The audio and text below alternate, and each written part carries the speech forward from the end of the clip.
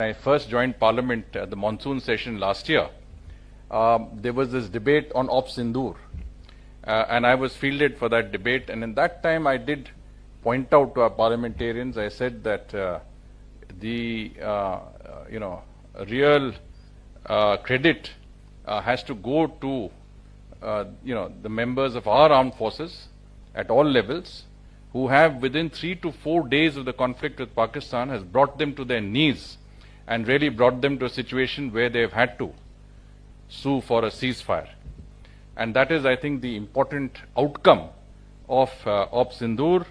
I also pointed out at that time that it was our indigenous weaponry, the Make in India model, whether it is the Akash or the BrahMos, that had been most successful, that it did most of the heavy lifting in this Ops Sindoor conflict that we had.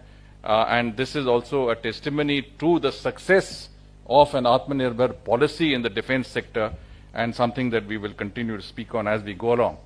Now, of course, defense diplomacy is a key instrument in any efforts that we have to secure advantages for our armed forces in the years to come.